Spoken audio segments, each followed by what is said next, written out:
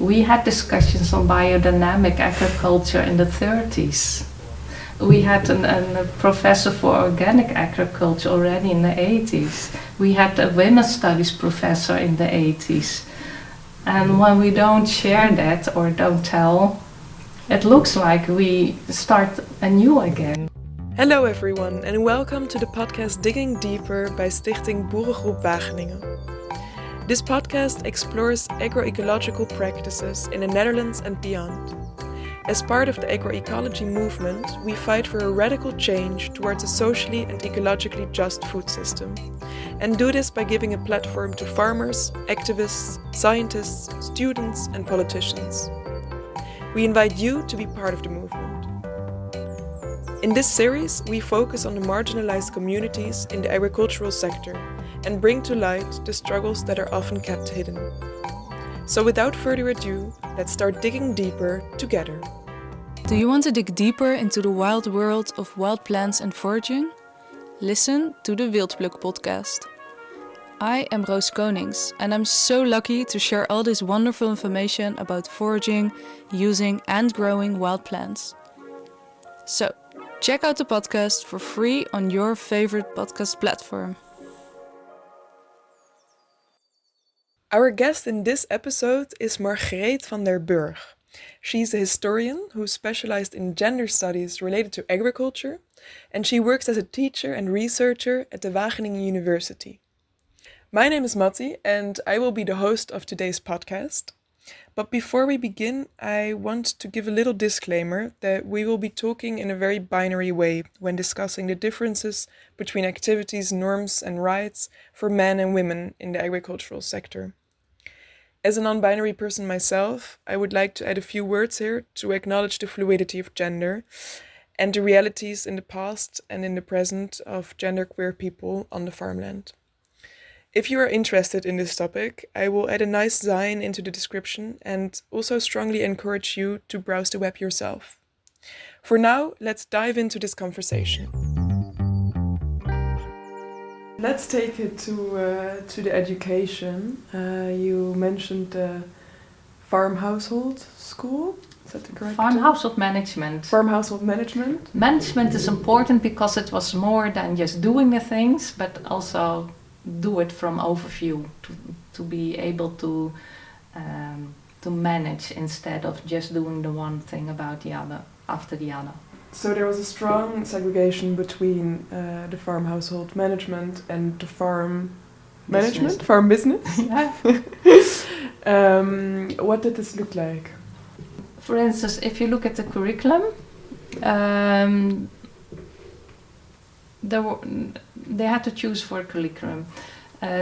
First, there was also made difference between class. You can imagine that women from bigger farms could be away from longer time, so they could do day classes, they could even go to school, while the smallholder farm women, they thought they must be accommodated to have courses in their own village, that they only had to do the aprons of, go to the cafeteria or the primary school, have an afternoon, some lessons there, could go home to do their apron on and start milking or cooking again.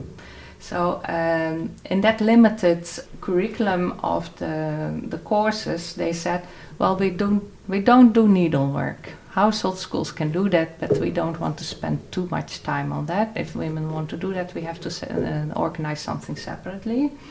What was important to them was hygiene. Important examples are, of course, how to get clean water. They had no water pipes, so how do you do that? Have a well. If you use open water, where can you use it for? How, but also how to get rid of your waste. And I'm not sure what it's in English, but where the shit is collected from the cows, that it shouldn't be where the well was too near, because that could influence the water quality, things like that. Cooking, how to get more food security, but no more food safety, I must say. when you cook meat, for instance, how to do it that you don't get all kinds of worms or that it's spoiled. How can you see it? How do you have to treat food? The other thing is food security, to have enough food, and that's of course how can you preserve or conserve your produce so you can take it over the winter. How can you better garden so that you have more produce than you might expect? The dairy was, of course, in the regions where they're still doing dairying at the farms, and the women were doing that. How to make sure that the butter was okay, or that if you made cheese, what would last for a long time, that there would not be any fungi in it. So, and I was very surprised to read from Teda Mansholt. She's the aunt of Sigmund Mansholt, and the real most important person in setting up this education. She was always telling, we need to give women the information that they know why they do it and not only how to do it. Yeah. So she, more or less what we would say now, introduced a participatory learning method that the women had to do it in the classroom with the very simple equipment that they could have there and to see what's happening. For cooking, they were also invited to eat, to have a feeling for the results. Yeah. What I found very interesting is a chapter that you wrote in a book. The chapter is called Learning from Histories of Gender and Racial Segregation in Agricultural Education and Extension Worldwide. What's the book called that it's out of? Politics of Knowledge. Politics of Knowledge. And in this chapter you write about the way segregation in agricultural education was part of politics, fostering a more science-based agricultural sector and a smooth integration of farming populations into processes of modernization, development and innovation. How does this gender segregation in the education relate to these trends in the agricultural sector? I think it's also a question about the role of education. Certainly in that time there is a shift from seeing education as building virtue, to have a good life, to be a good person, good citizen, to spread modernization, new ideas, to be equipped to be in a new world. And for farmers that was of course not a real issue, because from the natural sciences there were so many new developments about artificial manure, new working methods, new machineries, later tractors, etc., etc. The whole story of modernization didn't come by itself. It was really introduced and supported by what we in the 80s called the OVO-drieluik. And that's translated triptych of organizations working together. It's education, extension and research. So in the research, new ways, for instance, Wageningen University, new methods were invented. It was shared with the international community on these conferences, and by testing through extensionist or in education, it could be improved. So the circular of innovation is more or less speed up by getting a lot of government money into this whole system. And so this is really parallel on what we just discussed about this formalization of segregation. For instance, in Wageningen University and research, you see in the 50s a new research, and then Wageningen already exists for a long time, but supported by the US with the Marshall aid. People could come to the US, and they had the system there of the land grant colleges, where they had this separation in the educational system also on the college level. And because of this segregation and new ways of dealing with the countryside, like the New Deal of Roosevelt against erosion of the land, etc. They developed sociology, rural sociology, rules extension already, and when we were liberated by, among others, the US, people of Wageningen were invited to come there and to see whether they could learn from it. So they take those ideas back to Wageningen. And this woman, Teda Mansholt, was already working on a kind of research-based initiative, so to better support farm women, for instance, in laundry, what could you do best, in canning, in what is the profit of your own gardening, etc. So she already had some initiatives to have that research, but now she took a chance, and through Sikkel Mansholt, from which she was announced, he made possible that there was a big commission and that we also got at Wageningen a new research field called by then agricultural or farm household management studies. Would you say these maybe more modern technical innovations within agriculture are stereotypically maybe also seen as more male attributes or direction to go in? Yeah, well, the result of this segregation is indeed women like Teda Mansholt was herself from a big farm. She, with her brothers, nieces and nephews, could still negotiate. Well, we also need things for our farm women. That was not easy. That's only accidentally. But later on, when it was really formalized and this connection were gone, we more and more see, and we saw that in the 80s also, that the things women were doing, they were forgotten about. There was nobody thinking. Yeah.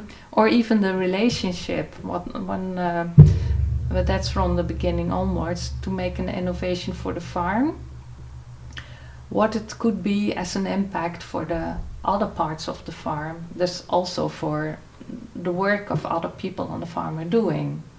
We are now stressing this from gender studies, but for a long time that wasn't totally not done. So we're still working on that. On the other hand, it has also the good points, because if you think not all innovations were that wonderful. We have now a lot of pollution and environmental problems. So to get back to the people and get back to their histories, how did they do it in the past? And how can we make sense of that in the modern world to have a kind of blended innovation? That is more the future to go. And then if we have women's task perhaps not that spoiled, for the women's task is good. But there we have another problem. In many countries, women are doing factually the agriculture. The men are out or working somewhere else. But they never got the education. Yeah. The extensionists don't go to them. We're signaling that for, well, I think from the 80s onwards. And some trials worked out, but most it doesn't work. Yeah. We're still working on that. So this complementarity and the segregation is still around. How would you maybe in general describe the role and maybe struggles of female farmers in the Netherlands right now in the present? Well, I see that some women are very present now, also in boards. They have organized them as agricultural entrepreneurs. And they're clear about their claims, but that doesn't mean that they're all addressed well. You see women on farms having their own business, being their own entrepreneur with not really farm-like things, but still on the farm, so they're still a unit together. For instance, they do camping or you do consultancy or childcare if they're near to other people. And they have their own thing there, but they still have a problem to get enough credit to build up their business. More and more it's now valued that they're also bringing a lot into the farm. It's also that there are now examples that they really calculate how much they bring in. But if you look at the EU level and the big projects done there, it's still the farm income. And how shall we then make the transition to new methods? It's only calculated what the farm income is. And there is something to say, because why should a farm not be the only income? But on the other hand, we only had for 30, 40 years that only the farm brought in all the income. Farmers did mostly all kinds of extra separate jobs and had diverse money incomes. Yeah. So credits is very important. We see also that the statistics are not really gender sensitive, so that even policy that is made on statistics can't be really reflect what's going on. We still see that farm women who are co-managing the farm are not calculated in the statistics. When we have new statistics, they call me and say, "What, Margreet, why are there so few women managing farms in the Netherlands? You are the last on the list of whole Europe." Then I always have to explain two things. One thing is that a lot of women in the Netherlands are co-managing, but when they fill in the statistics, they can only give one name. Mm-hmm. And if they hesitate which name that should be, then the description tells them, or the instructions tell them, it has to be the one who works most hours on the farm or the one who is the oldest age. Yeah. Well, and that's often the man. And that's often the man. Mm-hmm. And the other thing is that in many countries where there is a lot of small-scale farming, men can do other jobs. But if you do another job, you're not a real farmer anymore, so you don't get subsidies. So they transcribe the farm on the woman's name, who can be then the formal Interesting. farm woman. Owner, The one who does do the farm, but doesn't say that she has all the decision power. Yeah. And there you get the high numbers of farm women in some countries. Because I recently read somewhere that in the Netherlands, I think 3% of the farms are owned by women. And I don't know if you have the numbers right here, but I was wondering if, for example, if a farm is owned by a woman and a man together, if then probably often then, like you explained, it goes on the name of the man, so those women are not calculated into this number of women owning a farm, even though sometimes maybe they're just as much owning and deciding about the farm as the male farmer is. Most farms have an agreement on the basis of the marriage, so a conditional agreement. Mm-hmm. And then you have to tell how much of the farm is yours, and so when you marry into a farm of your husband, you're mostly not given a lot. But of course, by contributing to the farm family, you also earn into the farm, and that is difficult to decide. So that's probably also why the statistics don't give a lot of importance on who's really owning, but more the management. You also have farms that are leased. They're not in property, but they have long lease contracts, and they're family managed. And so that's why probably the management is more important. Yeah. And then management is not who makes the decision, because it's not easy to count. They took the counting of how many hours do you work.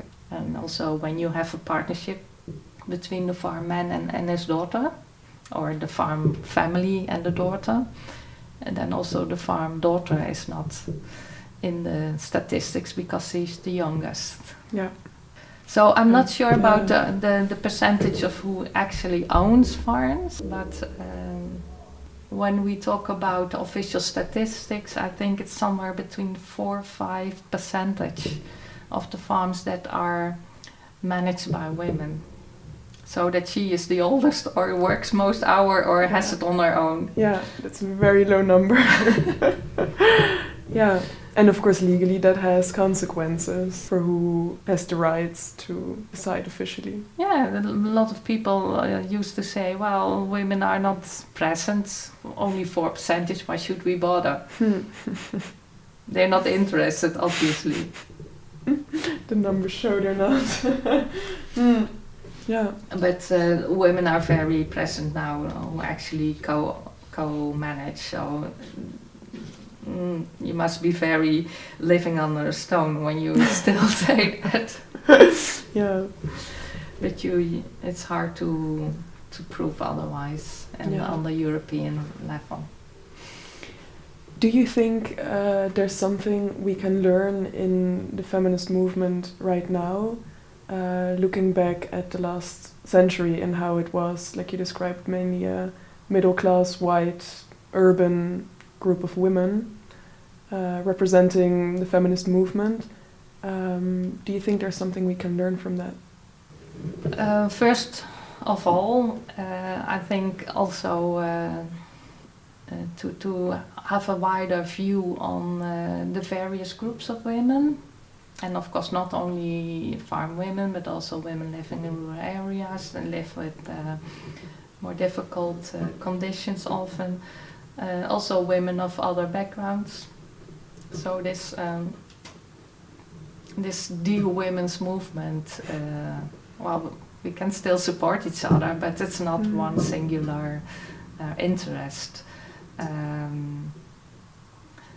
I think it's quite interesting that, of course, we also had much in our attention the women who were unpaid labor.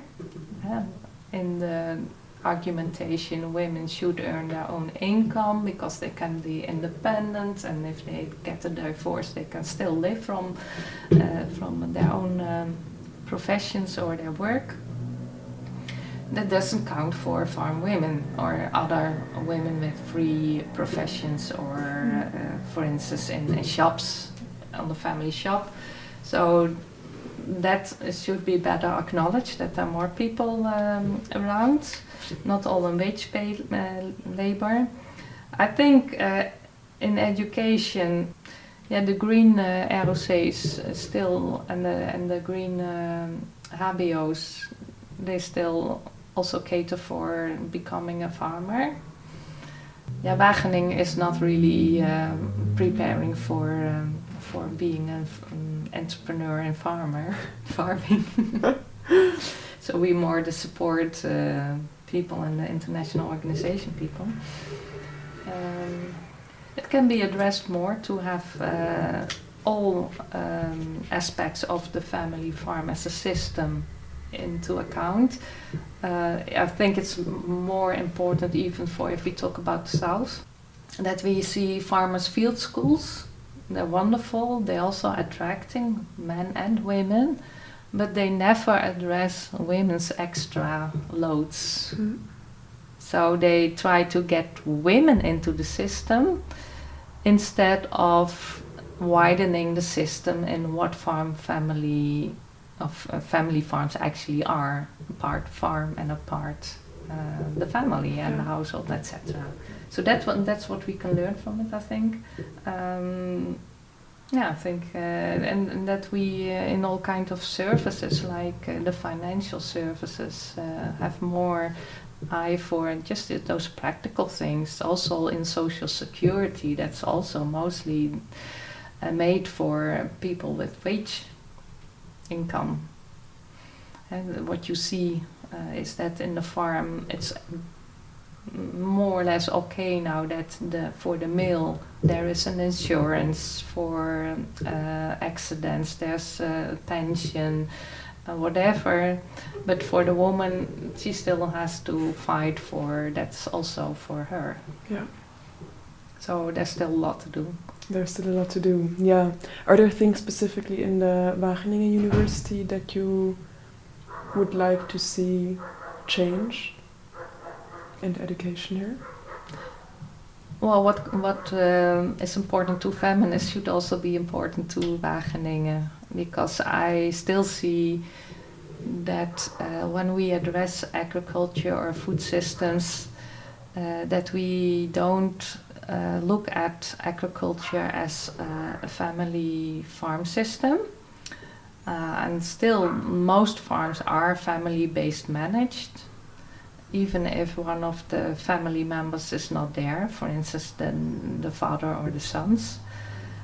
So you can't just do innovation on agriculture without reckoning with the consequences for the whole farm, the whole system. And then, of course, what we also try to do more and more is to see that we don't have singular people in communities. There is a difference in wealth, in class, in education, in opportunities. So whatever you decide to do, at least think about who you cater for and who's missing out. And we're trying to do that more and more. That works. It's also for the stakeholders. We are so, and the EU is all fond of it, to have stakeholder platforms. But stakeholders are still often thinking of, we have expertise, we just need to share, and then it can be disseminated or exploited, even worse. But stakeholders also should learn in those platforms, I think, how they can change, how they can better do it. That they must be more reflexive also on their routines. There's not much happening. What I see happening in projects, that stakeholder meeting, people come together, we have a meeting, and then the end conclusion must be we have a consensus about the way to follow. Yeah. Forgetting about all the deviance, all the problems that might arise. That's not stakeholder platforms. Yeah. So we can do a lot more.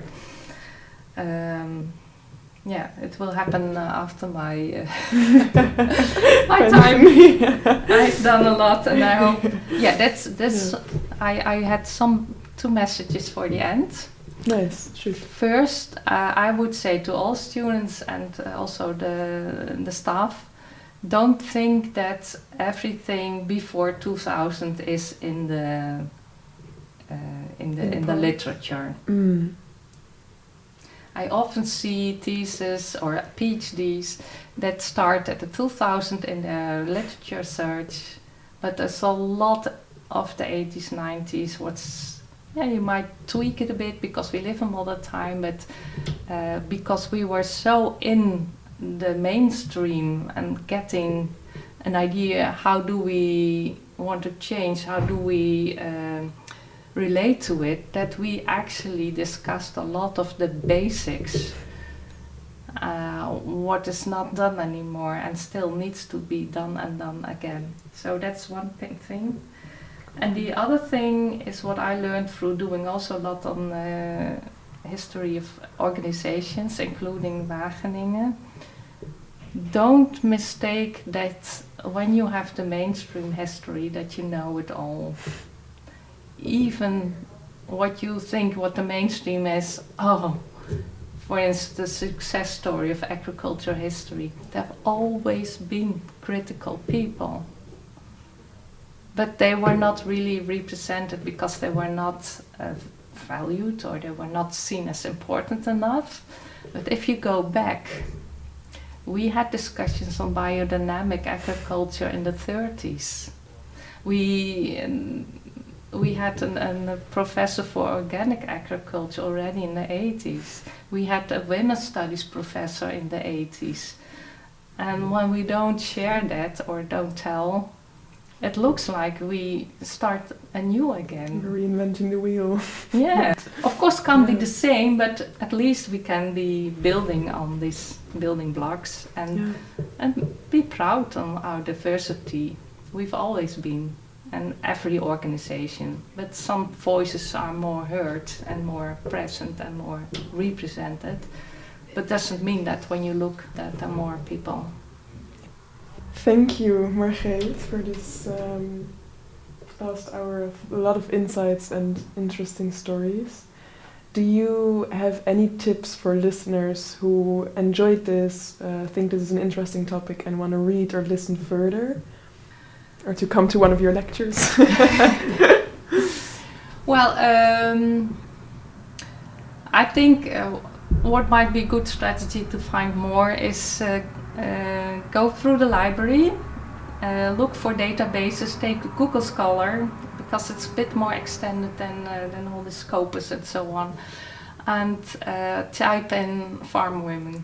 And you find a lot of this kind of literature, but also other stuff. You can even do it through Google. Yeah, and if you have specific questions, I'm happy to react. Do you have specific suggestions? Nice question. I listened to a podcast the other day, which I found really interesting. It's from Annejet Brandsma. I don't know if you know her. Yeah. She made a little documentary on farm women in the Netherlands in these times, and also a podcast that I listened to. Grondwerk, it's called, Vrouwen van het Land. But I will put the link in the description also, and if it's okay, maybe also your email address so people can contact you if they want to. Yeah, I can also add some of the sources I can give. I actually had her documentary. We broadcasted it in a big conference I organized. Nice. So perhaps she might be still open to have it. I have also some interesting historical movies we sometimes show. I still have the old documentary that is also undertitled in English. What was it? Something, if you marry a farm more than you marry the farm or something, and that's of the 80s. The province, they visit young farm women in different parts of the country. It's very illustrative what they were looking at by then. Of course, we have the book about landelijke boerinnenbelangen. We didn't talk about that. Very feminist farm women's movement who were also been outcasted more or less by the farmers organizations, and we made a report on their actions. What was her name? I will put it in the Yes, we'll put many things in the description, I think. If you're interested in the work that Margreet is doing, take a look at the links to her publications in the description of this episode. If you want to know more about the Boerengroep Wageningen, the organization behind this podcast, you can find our details in the same description. We're on Instagram, Facebook and LinkedIn, and you can also come to one of our open meetings every other Tuesday or to one of our informal breaks every other Thursday, where we chat and we enjoy drinks together. If you have any questions or if you just want to reach out to this podcast, feel free to send us an email to podcast_diggingdeeper@outlook.com. Thank you for listening and have a nice day.